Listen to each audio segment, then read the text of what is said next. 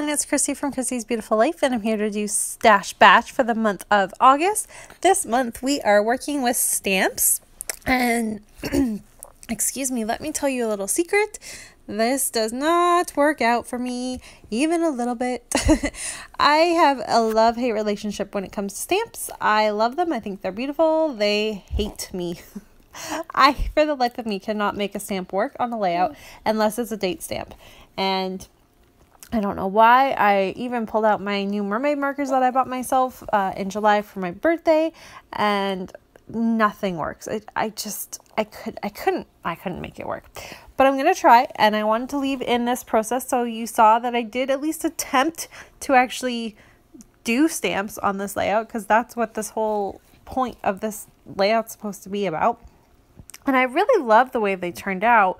It just doesn't work with this layout. So I'm going to cut one of these banners here. And I think this is part of the problem, is I cut this banner and obviously the color tones are completely off. And so that might have been a part of it. I'm not really sure, but I couldn't make it work. But my initial idea was I was going to lay my photo down, cut everything in half so that they layered on both sides of it, and then create my layout from there. It's not going to happen that way. So I'm going to trim out this banner so that's all done and ready to go. And then I flipped it over because I was just trying to see, I knew there was white on it and I wanted to see what it looked like.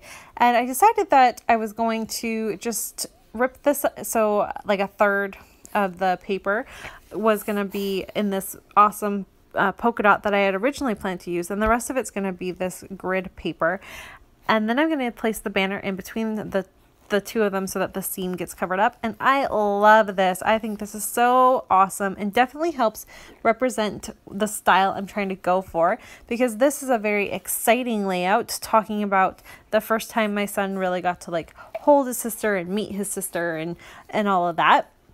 And so I wanted to tell this story about how he was so excited to hold her, and like he kept pointing at her when he came to visit her in the hospital, and he was just like, baby, it's a baby. And I don't think he really realized that it was our baby and it was coming home with us. It was just really fun, and it was a special moment, and you could tell like he had such wonder and curiosity in his eyes about her that just completely made it worth it. And this is my favorite photo of them from that day.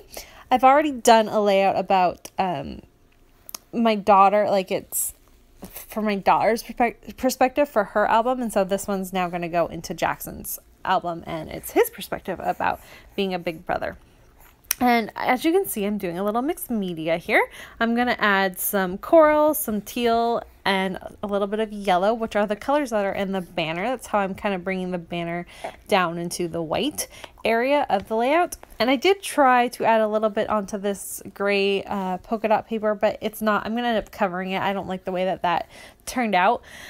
But you can see I'm just showing you those are the other two colors I'm going to use. Go off camera and get that done. I love the texture that it gives. I cover a lot of it up so you don't see a ton of it, but I don't know. I really loved the way that turned out. I thought it was really neat. And there you can see I put the banner there, and I love that. I think it just works so well. And like I said, definitely represents the feeling and the happiness that I'm trying to represent within this layout. I do decide that it needs a little bit of a border, so I'm going to add this pink here because this is a layout about his sister, so there can be pink in this layout even though it's going in his album. That's my reasoning behind that. And I'm going to just use a little bit of tissue paper to help soften the photo that's going on. It just lifts it up a little bit. I also add a little bit of craft foam so that it's off of that little bit of dimension that I have there. And I'm going to work on the title.